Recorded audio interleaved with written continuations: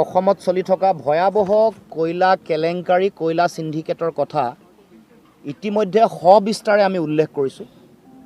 উমৰাংচুত যেতিয়া এটা ভয়াবহ ঘটনা সংঘটিত হ'ল, কেইবাটাও ডেড বডি তাত পালে, 10 গৰাকী মানুহ চৰকাৰীভাৱে মৃত্যুমুখত পৰা বুলি কৈছে, কিন্তু বেচৰকাৰী সূত্ৰত তাতকৈ বহুত বেছি। ৰাইজে অভিযোগ কৰা মতে 26 গৰাকী। আৰু আচৰিত কথা যে চৰকাৰে তেওঁলোকৰ অনুমোদিত কয়লা খনিতহে কয়লা খনন হোৱা বুলি কৈছিল।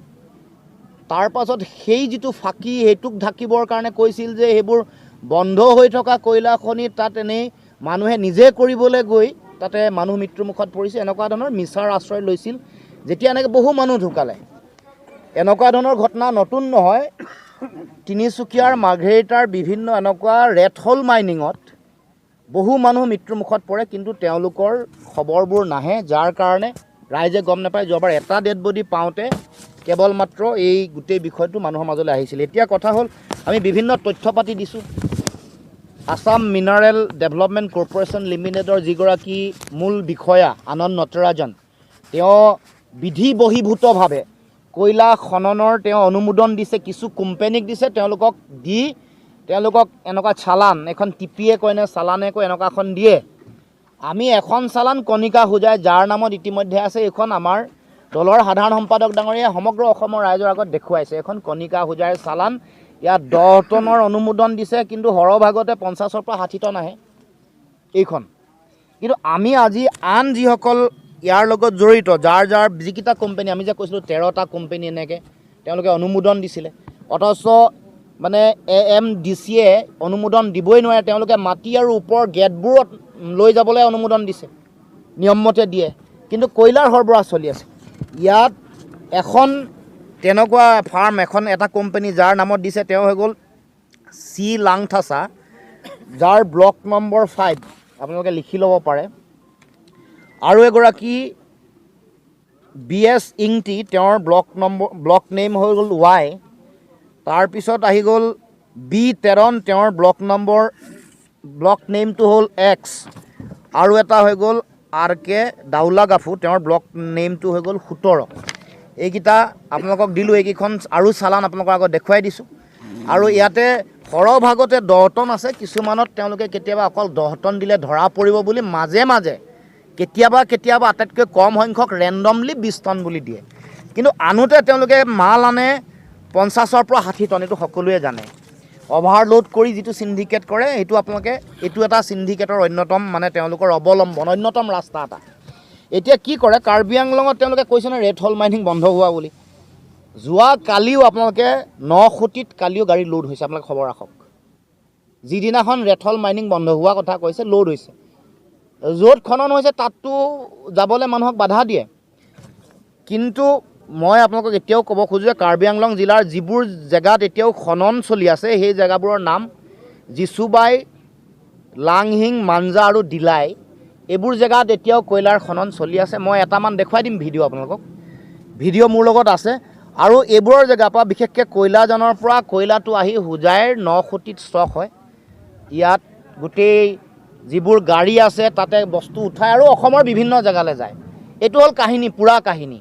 আৰু গোটেই কাৰবাৰটোৰ চৰ্দাৰ CM কাৰ্বি আংলঙৰ তুলিৰাম ৰংহাং, এইটো সকলোৱে জানে। আমি অসমৰ ৰাইজে জানো যে হিমন্ত বিশ্ব শৰ্মাৰ যিটো ATM, অন্যতম গুৰুত্বপূৰ্ণ ATM যিখন আছে, আন্তঃৰাষ্ট্ৰীয় ATM, সেইখন কাৰ্বি আংলঙত আছে, আৰু সেইখন তুলিৰাম ৰংহাঙৰ হাতত আছে। তাৰ উপৰিও ডিমা হাছাও জিলাৰ যিবোৰ জেগাত এতিয়া খনন চলি আছে, সেইকেইটা হৈ গ'ল আৰ্ধাত, 3 কিলো আৰু লাৰভা বুলি কয়। এইকেইটা জেগাত তেওঁলোকে কয়লাৰ খনন চলাই আছে। এতিয়া কয়লাৰ নামত তেওঁলোকে সিন্ডিকেটৰ কি মূল্য লয়, বকলীয়া ঘাটৰ পৰা যেতিয়া কয়লা প্ৰতিখন গাড়ীত তেওঁলোকে 1,65,000 টকা। কয়লাজান আৰু 9 কোটিৰ পৰা যিবোৰ গাড়ী বিভিন্ন প্ৰান্তলৈ যায়, তেওঁলোকৰ সিন্ডিকেটৰ ধন 1,25,000 টকা। আৰু ডিমা হাছাও জিলাৰ পৰা অসমৰ বিভিন্ন প্ৰান্তলৈ যোৱা সিন্ডিকেটৰ ধন হ'ল 1,35,000 টকা। গতিকে এইটো হৈ গ'ল, আমি এইবোৰ গোটেই কথা খবৰ পাতি, আমাৰ ভিতৰুৱাকৈ অহা খবৰ, ভিডিঅ'ও আছে, আপোনালোকক 2-এটা ভিডিঅ' আপোনাক দেখাম। গতিকে এইখিনি হ'ল মূল কথা। এতিয়া আমি কয়লাৰ, তেওঁলোকে এইকেইদিন কথাবোৰ গোটেই ধৰাৰ কাৰণে ৰেড হল মাইনিং বন্ধ কৰিম বুলি কৈছে। এইটো কিছুদিনৰ কাৰণে কৰিব দেখুৱাকৈ, যাবলৈ নিদিব মানুহক সেই জেগাবোৰলৈ। কিন্তু তাৰপিছত তেওঁলোকে আকৌ আৰম্ভ কৰিব, ৰেড হ'ল মাইনিং নহ'লেও বেলেগ ধৰণে অবৈধভাৱে অনুমোদিত 4খন কোলফিল্ডক বাদ দি, কোল ইণ্ডিয়া লিমিটেডে খনন কৰাক বাদ দি আৰু কাৰো এইটো শক্তি নাই।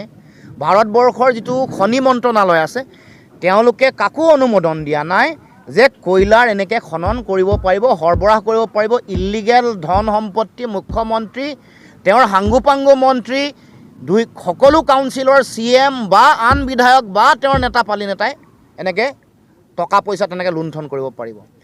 ভগৱানৰ আশীৰ্বাদত অসমৰ মাটিৰ তলত আমি এনেকৈ লাখ লাখ মেট্ৰিক টন কয়লাৰ ভাণ্ডাৰ জাতীয় সম্পদ হিচাপে পাইছোঁ। মুখ্যমন্ত্ৰীয়ে অসমৰ মানুহৰ জাতীয় সম্পদ এনেকৈ লুণ্ঠন কৰি নিজে ধনী হ'ব, ঘৈণীয়েকক ধনী কৰিব, পুত্ৰক কোম্পানীৰ মালিক বনাব, লগৰ সাংগুপাংগুবোৰক ধনী কৰিব আৰু তেওঁলোকক টকা পইচা ঘটিবলৈ তেওঁলোকে সুবিধা কৰি দিব। এইটো কোনো কাৰণতে গ্ৰহণীয় নহয়। এয়া আমাৰ জাতীয় সম্পদ এনেকৈ লুণ্ঠন কৰা বন্ধ কৰিব লাগিব। সেইকাৰণে এইবোৰ কথা বতৰা কৈ আমাক আভুৱা ভাৰি লাভ নাই। আমাক এই কথা বতৰাবোৰক মানুহক আমাক বুৰ্বক বনাই তেওঁ চেষ্টা কৰিছে। আমি কোৱাৰ লগে লগে 10 লাখ টকাকৈ দিলে ভাল পালোঁ। আমিতো কৈছিলোঁ 1 কোটিকৈ দিব লাগে আৰু দিব লাগে, পৰিয়ালৰ সংস্থাপন দিব লাগে। এইবোৰ নাগৰিক এই যে মৰিলে আৰু খনন উদ্ধাৰ কাৰ্য আৰু চলাব লাগে, কাৰণ আৰু ডেড বডি আছে আমি জানো। চৰকাৰে খৰখেদাকৈ টাপি টুপি ৰাখিব খুজিছে। 10টা পৰিয়ালে তেওঁলোকে যিহেতু ক্লেইম কৰিলে, তেওঁলোকে ক'লে যে আমাৰ ঘৰৰ পৰিয়ালৰ মানুহ হেৰাইছে, সেইকাৰণে 10টাতে ৰ'ল। যিসকলে ক্লেইম কৰা নাই, নেপালৰ পৰা অহা মানুহ আৰু বেলেগ ৰাজ্যৰ পৰা অহা মানুহ, যিসমূহে চলাই চিণ্ডিকেট, সেইসকল বা তেনেকুৱা শ্ৰমিকো তাত বিভিন্ন ধৰণে তেওঁলোকে মৃত্যুমুখত পৰাৰ পূৰ্ণ সম্ভাৱনা আছে। গতিকে আমি এই গোটেই কথা বতৰাবোৰৰ আমি তদন্ত চলাবৰ কাৰণে আমি দাবী উত্থাপন কৰিছোঁ, বন্ধ কৰিবৰ কাৰণে দাবী উত্থাপন কৰিছোঁ। আৰু ৰাজহুৱা সম্পদৰ যিটো লুণ্ঠন, এই লুণ্ঠন বন্ধ কৰিবৰ কাৰণে আমি হিমন্ত বিশ্ব শৰ্মাক আহ্বান জনাইছোঁ। সম্পদ আমাৰ জনগণৰ, অসমৰ সম্পদ, ইয়াৰ ব্যক্তি স্বাৰ্থত ব্যৱহাৰ কৰিব নোৱাৰিব। কাৰ্বি আংলঙৰ আপোনালোকে জানে যে বগা পাথৰ, তাত হোৱাইট যিটো কোৱাৰ্টছ বুলি কয়, এইটো সেই পাথৰৰ খনন চলি আছে আৰু তাত বিভিন্ন ধৰণে এইটো দুই নম্বৰীকৈ অবৈধভাৱে তেওঁলোকে খননো হয়, সৰবৰাহো হয়, চিণ্ডিকেটো চলে। ক'ত হয়? দেনগাঁও, পাৰখোৱা, কান্থিলাংচু আৰু ডকমকা, এই অঞ্চলসমূহৰ মাজেৰে সৰবৰাহ হয়, খনন হয়। এইবোৰ চলি আছে। তাৰ উপৰিও কাৰ্বি আংলঙত বালিৰ চিণ্ডিকেট চলাই আছে। গতিকে এইবোৰ অনতি বিলম্বে বন্ধ হ'ব লাগে। গতিকে মই কয়লাৰ খনন চলি থকা এইটো এটা এইটো চলি থকা জেগা টুকুৰা হৈ গ'ল। জেগা টুকুৰাক আপোনালোকক কৈ দিছোঁ, এইটো হৈ গ'ল মাঞ্জা, বকলীয়া, আৰু দিব পাৰোঁ ভিডিঅ'। অসমখন একেবাৰে মানে কঙাল নোহোৱালৈকে হিমন্ত বিশ্ব শৰ্মাই লুণ্ঠন চলাই থাকিব। মানে যেতিয়া মূল নায়ক হিমন্ত বিশ্ব শৰ্মাৰ উদ্যোগতেই গোটেই খনন চলি আছে। এতিয়া সৰু সৰু পুথি খলিহনা ধৰিছে, ৰৌ বৰালি এৰি দিছে আৰু নিজে এপিচেণ্টাৰ অভিকেন্দ্ৰ কি? কয়লা চিণ্ডিকেটৰ অভিকেন্দ্ৰ ক'ত? দিছপুৰত। কয়লা চিণ্ডিকেটৰ অভিকেন্দ্ৰ ক'ত? হিমন্ত বিশ্ব শৰ্মাৰ ঘৰত। গতিকে এপিচেণ্টাৰ যেতিয়া মুখ্যমন্ত্ৰী নিজে খোদ হ'ব, তেতিয়া কণিকা হুজাইক কেতিয়াও কৰায়ত্ব নকৰে, তেতিয়া দেৱীলাল গাৰ্লুচাক কেতিয়াও বৰ্খাস্ত নকৰে। আমিতো দাবী উত্থাপন কৰিছিলোঁ যে কণিকা হুজাইক কৰায়ত্ব কৰিব লাগে, দেৱীলাল গাৰ্লুচাক বৰ্খাস্ত কৰিব লাগে। আমি কৈছিলোঁ নহয়, আনন্দ নটৰাজনক কৰায়ত্ব কৰিব লাগে আৰু তেওঁৰ যি পদত আছে তাৰ পৰা তেওঁক বহিষ্কাৰ কৰিব লাগে। DC আৰু SPক ইমিডিয়েটলি একশ্যন ল'ব লাগে তেওঁলোকক, কিন্তু নকৰিলে।